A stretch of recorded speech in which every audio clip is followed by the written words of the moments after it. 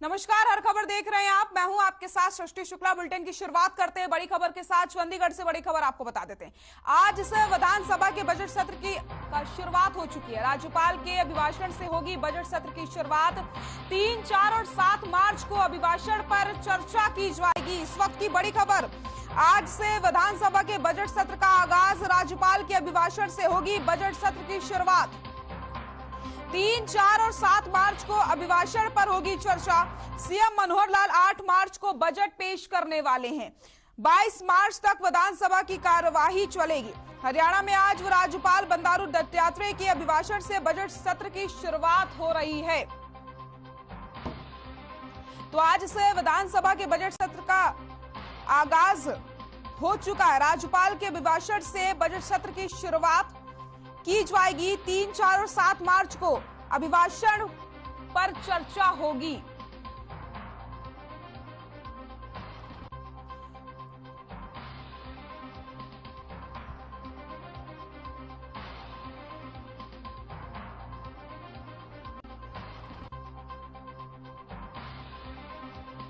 आज से विधानसभा के बजट सत्र का आगाज। राज्यपाल के अभिभाषण से होगी बजट सत्र की शुरुआत। 3, 4 और 7 मार्च को अभिभाषण पर होगी चर्चा। 22 मार्च तक विधानसभा की कार्यवाही चलने वाली है। तो इस वक्त की बड़ी खबर आपको हम बता रहे हैं, जहां पर आज से बजट सत्र की शुरुआत होने वाली है। 8 मार्च का दिन बेहद खास है, क्योंकि 8 मार्च को मुख्यमंत्री मनोहर लाल बजट पेश करने वाले हैं। आम जनता को इस बजट से काफी ज्यादा उम्मीदें हैं। वो व्यापारी हो, उद्योगपति हो, युवा हो, महिला हो, हर वर्ग यहां पर उम्मीदें लगाकर बैठा है कि इस बजट से उन्हें कहीं ना कहीं थोड़ी सी राहत मिल जाए। तो राज्यपाल के अभिभाषण से बजट सत्र की शुरुआत की जाएगी।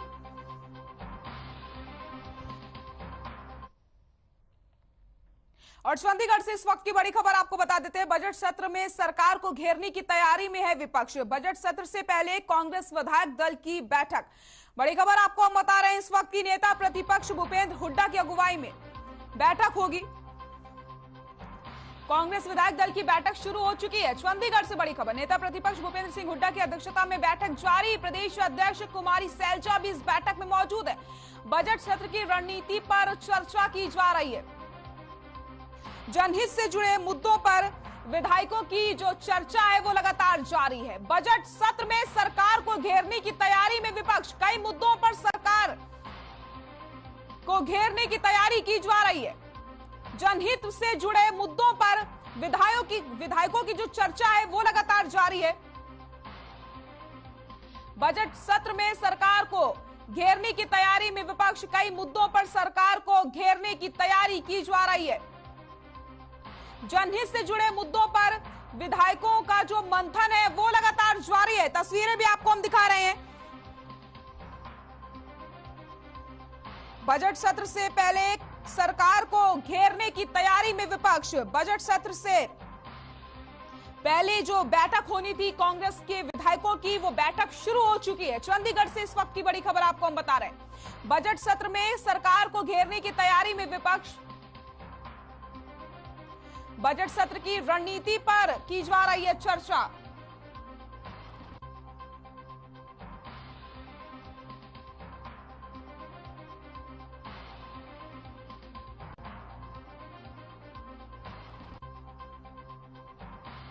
बजट सत्र की रणनीति पर हो रही है चर्चा। जनहित से जुड़े मुद्दों पर मंथन किया जा रहा है। इसी खबर पर ज्यादा जानकारी के लिए हमारे सहयोगी रवि हमारे साथ जुड़ गए हैं। रवि, आपका रुख करूंगी। बजट सत्र से पहले सरकार को घेरने की तैयारी की जा रही है विपक्ष की तरफ से। बैठक की शुरुआत हो चुकी है, क्या कुछ अपडेट मिल रहे हैं? जी बिल्कुल सृष्टि, जिस तरीके से बजट सत्र को लेकर जो तैयारियां अगर हम बात करें तो तैयारियों को लेकर चाहे सत्ता पक्ष हो विपक्ष हो लगातार जो है बैठकों का दौर जारी है। वहीं अगर कांग्रेस विधायक दल की बैठक करें तो कांग्रेस विधायक दल की बैठक में आज कांग्रेस प्रदेशाध्यक्ष कुमारी सैलजा भी मौजूद है और बाकायदा एक रणनीति के तहत जो है बजट सत्र में किस तरीके से सरकार को घेरा जाए, उसको लेकर तमाम तरह की चर्चाएं की जा रही है। हालांकि इसमें खास तौर पर जिस तरीके से यूक्रेन का अगर हम मामला उठाएं तो यूक्रेन और रूस के बीच जो वॉर जारी है, उस वॉर के दौरान कितने हरियाणवी बच्चों को जो है वो सकुशल भारत जो है वो लाया जा चुका है। इस मुद्दे को लेकर साथ ही साथ 134A के तहत किस तरीके से जो है बच्चों के अब तक दाखिले नहीं हुए, इन तमाम मुद्दों को लेकर जो है सरकार को घेरने के तमाम तरह के प्रयास जो है वो किए जाएंगे। जी रवि, अगर हम बात करते हैं बजट सत्र में, तो जिस तरीके से विपक्ष पूरी तैयारी के साथ इस बार मौजूद रहेगा, और वैसे भी विपक्ष की जो भूमिका होती है वो काफी अहम होती है, क्योंकि सवाल जवाब जो सवाल किए जाते हैं वो विपक्ष की तरफ से ही किए जाते हैं। तो अहम मुद्दों पर अगर हम नजर डालें तो वो अहम मुद्दे कौन कौन से हो सकते हैं? जी बिल्कुल, जिस तरीके से हम खास तौर पर जो विधेयक जो लेकर आ रही है सरकार, गैर कानूनी धर्मांतरण रोकथाम विधेयक, उसको लेकर जो है काफी लंबे समय से गहमा गहमी और आरोप प्रत्यारोप का सिलसिला जो था वो जारी था। उस पर जो है कड़ी आपत्ति जताते हुए विपक्ष ने जो है वो आरोप लगाया कि सरकार पर कि सरकार जो है वो मुख्य मुद्दों से हटकर जो है प्रदेशवासियों को भटकाने के लिए इस तरीके के विधेयक जो है वो विधानसभा में लाने जा रही है। साथ ही साथ अगर हम बात 70% आरक्षण के युवाओं को रोजगार देने की, तो उस रोजगार के अंदर जिस तरीके से 15 साल के डोमिसाइल को कन्वर्ट करके जो है 5 साल का डोमिसाइल करना तय किया है, तो उस पर भी कड़ी आपत्ति जो है वो नेता प्रतिपक्ष भूपेंद्र सिंह हुड्डा ने जताई थी। साथ ही साथ अगर हम बात करें किसानों को लेकर, किसानों को लेकर सरकार द्वारा जो है 561 करोड़ रुपए की जो ग्रांट है वो दी जा चुकी है, लेकिन अभी तक बहुत से ऐसे किसान हैं जिनके खेतों में गिरदावरी हो चुकी है, फसलों की गिरदावरी हो चुकी है, लेकिन उनके खातों में अभी तक पैसे नहीं पहुंचे। तो इन तमाम मुद्दों को लेकर जो है वो बजट सत्र में विपक्ष जो है सरकार को घेरने का प्रयास करेगा। जी बहुत बहुत शुक्रिया रवि, तमाम जानकारी के लिए आपका। तो कांग्रेस विधायक दल की जो बैठक है वो शुरू हो चुकी है।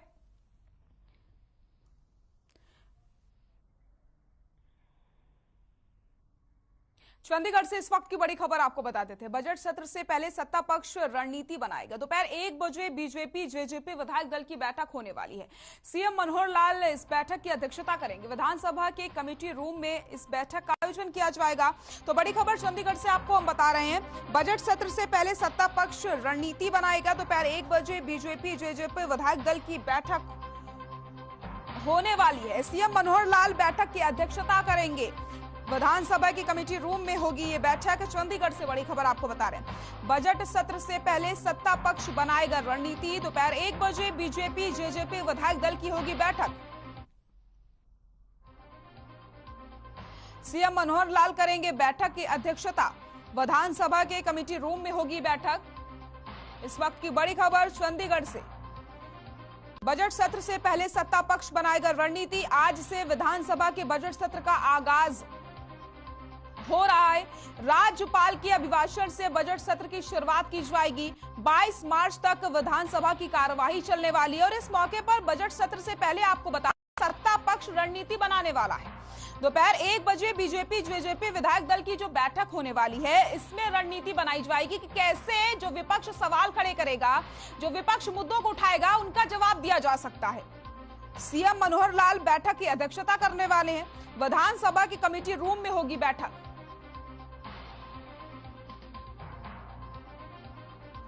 बजट सत्र से पहले सत्ता पक्ष बनाएगा रणनीति। दोपहर 1 बजे बीजेपी जेजेपी विधायक दल की होगी बैठक।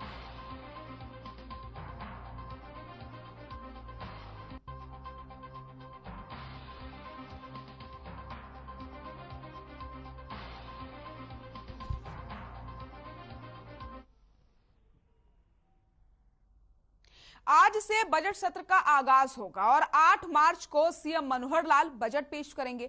वहीं फरीदाबाद के उद्योगपतियों ने हर खबर से बताया कि वो बजट में हरियाणा सरकार से क्या कुछ चाहते हैं, आपको सुनाते हैं।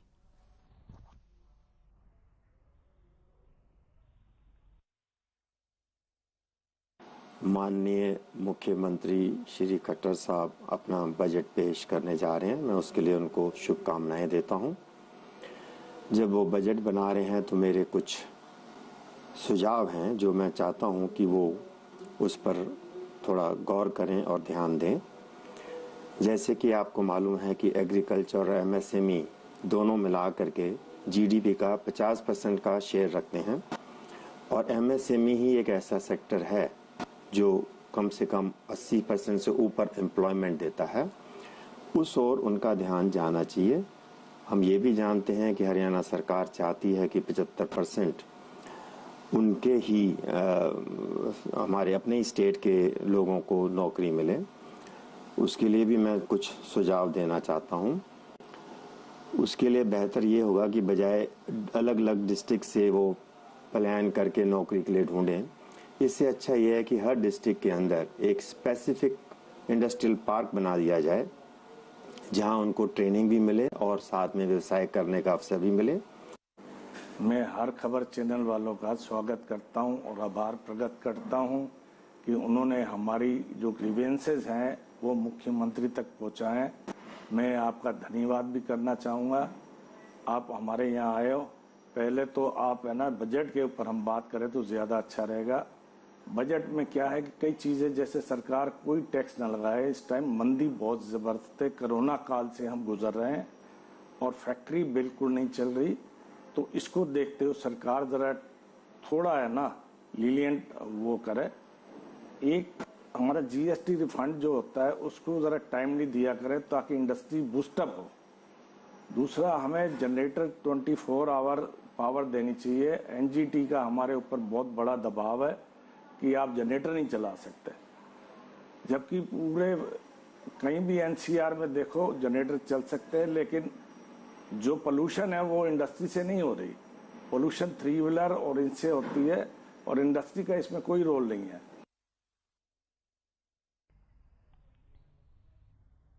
वक्त हो चला एक छोटे से ब्रेक का, जल्द हाजिर होते हैं। ब्रेक के बाद एक बार फिर से आप सभी का स्वागत है। रुक कर लेते हैं खबरों का। हरियाणा विधानसभा के बजट सत्र को लेकर के बनाए गए शेड्यूल पर कांग्रेस विधायक नीरज शर्मा ने विधानसभा अध्यक्ष ज्ञानचंद गुप्ता की तारीफ की। इस दौरान उन्होंने कहा कि सरकार को घेरने के लिए हमारे पास मुद्दे ही मुद्दे हैं। वहीं यूक्रेन में फंसे भारतीयों को लाने में सरकार पूरी तरीके से कामयाब नहीं हुई है। इस पर विधानसभा में वो ध्यान आकर्षण प्रस्ताव लाएंगे।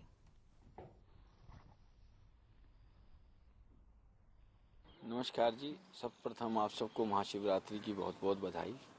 और देखिए, जो हमारे आज प्रमुख मुद्दे हैं, एक तो किसानों की फसल का मुद्दा है, प्रदेश में हो रही अवैध माइनिंग का मुद्दा है, 134A के तहत बच्चों के टेस्ट हुए, स्कूलों ने अपनी मनमर्जी चलाई, उनको एडमिशन नहीं दिया बच्चों को। यूक्रेन में आज जो हमारे बच्चों की स्थिति है, हरियाणा के बच्चों की स्थिति है, उनके बारे में चर्चा होनी है। और बहुत से सारे ऐसे मुद्दे हैं जिनके ऊपर लेके प्रदेश में बेरोजगारी है, प्रदेश में बढ़ती हुई ड्रग्स की बात है, या प्रदेश में बढ़ते हुए अपराधीकरण की बात है, या मेडिकल नेग्लिजेंस की बात है। बहुत सारी चीज़ें ऐसी हैं जिनको लेके विधानसभा में चर्चा जरूर होगी। नीरज जी, 22 तारीख तक सेशन चलना है जिसमें अधिकांश हॉलीडे हैं, छुट्टियां हैं।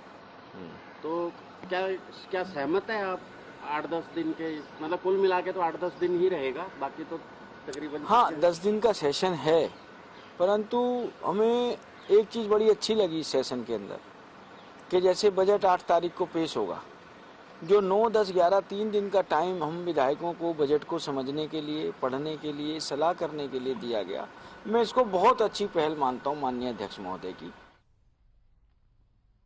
यमुनानगर की प्रोफेसर कॉलोनी का अंकुर शर्मा और विश्वकर्मा मोहल्ले का चिराग यूक्रेन से सुरक्षित अपने घर लौट चुके हैं। दोनों की ही घर पर वापसी से घरों में खुशी का माहौल है। दोनों ने घर पहुंचने पर सफर की आप बीती बताई।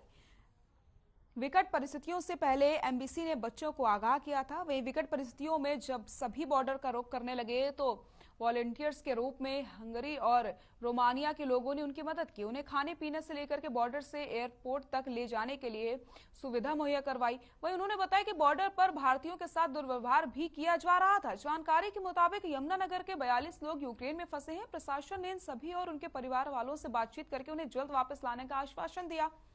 अब देखना यही होगा कि सरकार उन्हें लाने के लिए क्या कुछ बड़े कदम उठाती है।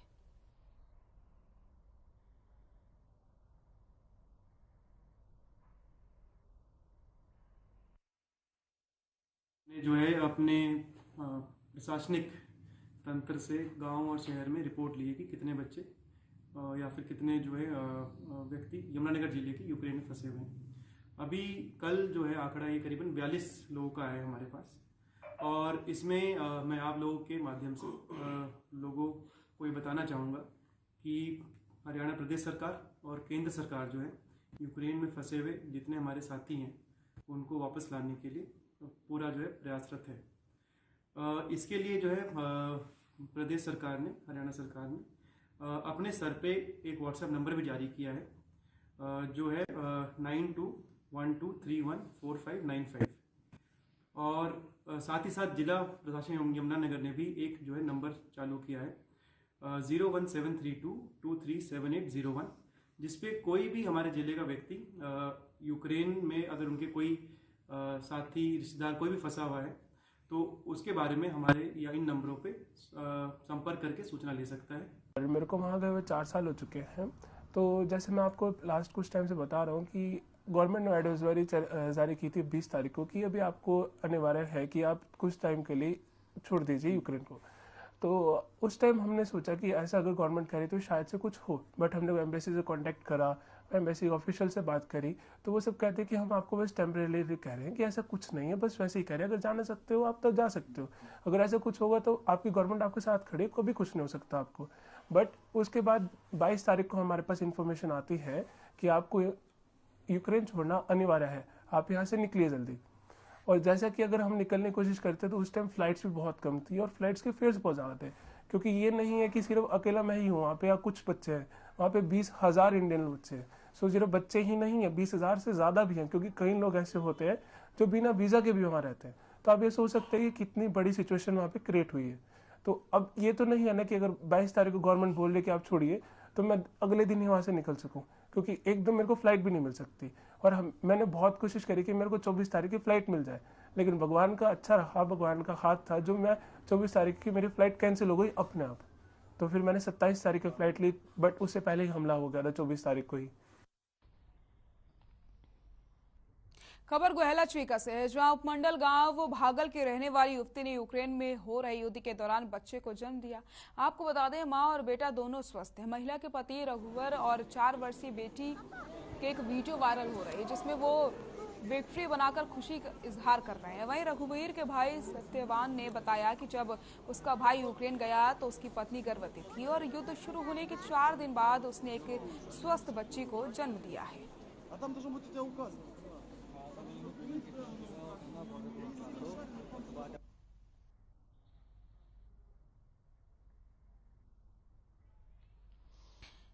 खबर गोहला चीका से, जहां उपमंडल गांव भागल की रहने वाली युवती ने यूक्रेन में हो रहे युद्ध के दौरान बच्चे को जन्म दिया है। तस्वीरें भी आपको हम दिखा रहे हैं, आप देख सकते हैं किस तरीके से यहाँ पर परिवार वाले खुश हैं और मां और बेटा दोनों स्वस्थ बताए जा रहे हैं। महिला के पति रघुवर और 4 वर्षीय बेटी की एक वीडियो भी वायरल हो रही है। ये वीडियो भी आपको हम दिखा रहे हैं जिसमें वो विक्ट्री बनाकर के खुशी का इजहार कर रहे हैं। वह रघुवर के भाई सत्यवान ने बताया कि जब उसका भाई यूक्रेन गया तो उसकी पत्नी गर्भवती थी और युद्ध शुरू होने के 4 दिन बाद उसने एक स्वस्थ बच्ची को जन्म दिया है। तो गोहला चीका में गांव भागल की रहने वाली युवती ने यूक्रेन में हो रहे युद्ध के दौरान बच्चे को जन्म दिया और मां और बेटी दोनों ही सुरक्षित और स्वस्थ हैं। खबर यमुनानगर से है, जहां सरकार द्वारा प्रदेश के लगभग 4,000 आंगनवाड़ियों को प्ले स्कूल में बदला जाना है। आपको बता दें केंद्र सरकार की नई शिक्षा नीति के तहत इन्हें प्ले स्कूलों में 3 वर्ष तक के बच्चों को रखा जाएगा। वहीं शिक्षा मंत्री कंवरपाल गुर्जर ने बताया कि बीजेपी सरकार अपने पूरे कार्यकाल में 4,000 आंगनवाड़ी को प्ले स्कूल में बदलेगी। फिलहाल 1100 से अधिक प्ले स्कूल बना दिए गए हैं। उन्होंने ये भी कहा कि आंगनवाड़ी वर्कर काफी पढ़ी लिखी हैं, क्वालिफाइड हैं, वो 3 वर्ष तक के बच्चों को पढ़ा सकती हैं।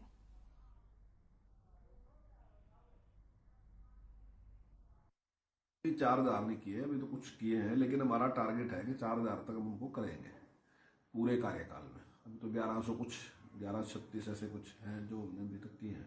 हमारे पास जो आंगनवाड़ी वर्कर हैं वो भी अच्छी क्वालिफाइड आंगन वर्कर हैं, जिन लोगों को हम इसमें लगाने लग रहे हैं। और उसमें जिन बच्चों को लिया जा रहा है वो 3 साल के बच्चे हैं। जो नई शिक्षा नीति आ रही उसमें एक ये भी एक वो है सुझाव है उसमें कि 3 साल का जो बच्चा है उसका दिमाग पूरी तरीके से डेवलप हो जाता है, लगभग डेवलप हो जाता है। तो इसलिए उसकी शिक्षा का इंतजाम जो है वो 3 साल में ही करना चाहिए। तो उसके मद्देनजर माननीय मुख्यमंत्री जी ने कहा है कि जो नई शिक्षा नीति है वो 2030 तक जैसे केंद्र का सुझाव है कि उसको लागू करना है। तो माननीय मुख्यमंत्री जी ने कहा है कि हम 2025 तक ही इसको लागू करेंगे, तो उस पर हमने काम शुरू कर दिया और हमने 4000 स्कूल इस योजना में हमारा है कि हम हरियाणा में शुरू करेंगे। तो उसके मद्देनजर वो क्वालिफाइड लोग हैं, ऐसी बात नहीं, अच्छी पढ़ी लिखी वो हैं। तो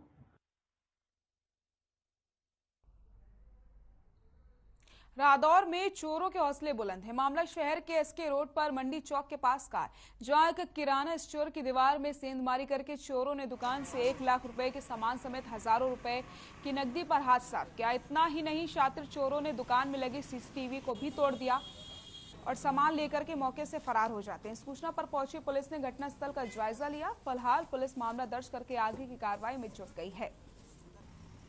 तो तस्वीरें आप देख सकते हैं किस तरीके से तोड़फोड़ कर करके मामला दर्ज किया गया है फिलहाल पुलिस की तरफ से, और सीसीटीवी को भी तोड़ दिया गया था ताकि जो चोर है उन तक पुलिस ना पहुंच पाए। तो एक बड़ी साजिश के तहत ये चोरी की वारदात को अंजाम दिया गया है और लाखों का सामान पर हाथ साफ यहां पर चोरों ने किया है।